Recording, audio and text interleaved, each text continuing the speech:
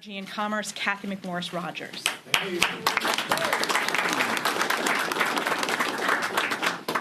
First of all, I thank God for this day. Thank God that His mercies are new each day, and He is the giver of life. And I ask for the next 50 years and beyond in our country, how are we going to define the greatest human rights issue of our generation?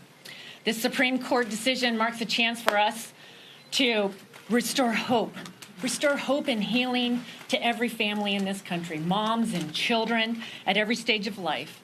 And may it begin with each one of us doing our part to protect and celebrate all life in this greatest experiment greatest experiment in self-governance that the world has ever known. However, Speaker Pelosi and the Democrats are forcing an extreme agenda on America through their Abortion on Demand Until Birth Act. It would nationalize abortion all across this nation, making America just as radical as China and North Korea. It legalizes discriminatory abortions at every stage based upon sex, race, or disability. It overrides state laws that protect women from coercion. There's no part of this that celebrates the life, the dignity, the value of every life. I think about my friend, Chloe. Chloe is a beautiful, smart young lady with Down syndrome. And at 18, she's appeared before the UN twice and spoken. And she told the world, embrace, don't erase Down syndrome.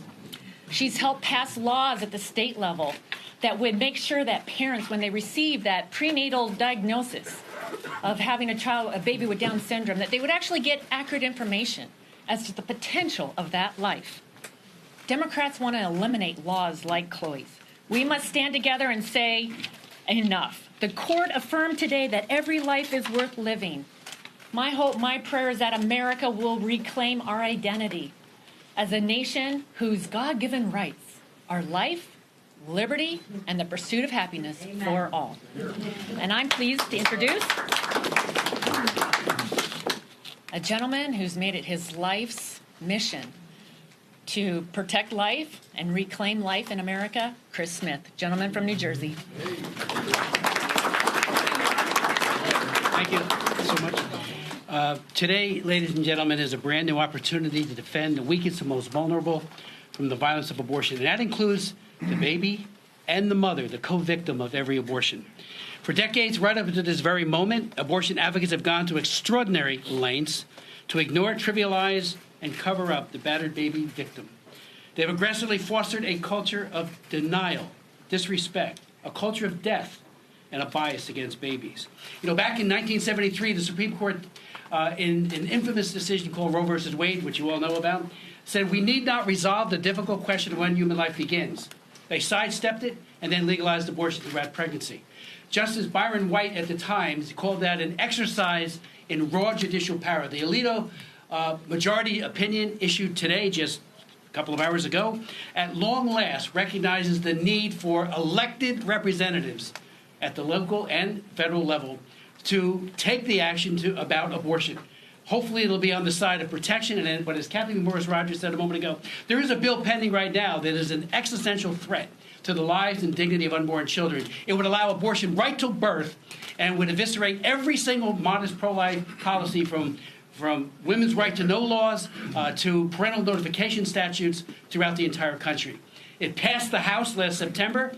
Every one of us voted and spoke against it, and it's pending in the Senate. So while this is a major step forward, it also means that we're in an area where we've got to fight even harder to defend these innocent children. And again, as I think all of you know, with ultrasound, the visibility of an unborn child is more apparent than ever before. The other side says it's not a human being. Well, what is it that you're watching? When mothers give birth to a new baby, long before that, what are the pictures that are around the refrigerator? The pictures of the ultrasound of that unborn child. Birth is an event that happens to each and every one of us. It's not the beginning of life, and we want to protect all life from womb to tomb. Thank you. It's my honor to introduce Ann Wagner, who's the prime sponsor of the Born Alive Act. Thank you. Thank you. Yes, I am. I'm Ann Wagner, and I represent Missouri's 2nd Congressional District. And I will say today, as a mother and a grandmother, I am so incredibly grateful and gratified that the Supreme Court has finally overturned Roe versus Wade. This is an historic moment for families, for mothers, and for the precious unborn children who cannot protect themselves. Today, we do give voice to the voiceless. I have always been clear that every child deserves a chance to live. I will always stand for life.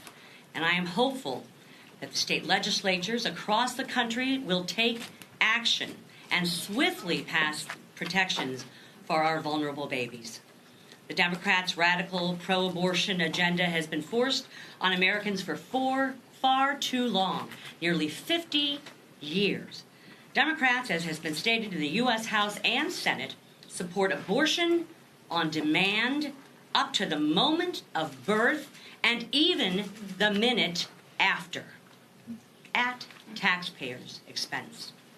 That position is simply unconscionable and incompatible with the views of most Americans.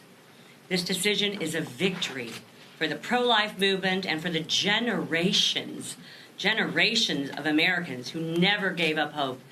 People like my mother-in-law, Loretta Wagner, who started this in 1973, founded Missouri Right to Life, a pregnancy center called Our Lady's Inn, the March for Life on the state capitol, helped write the Hyde Amendment with Henry Hyde.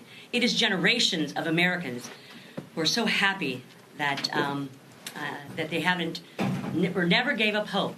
That's what I would say, that the Supreme Court would do what is right and return this issue to the states. It will save countless innocent lives.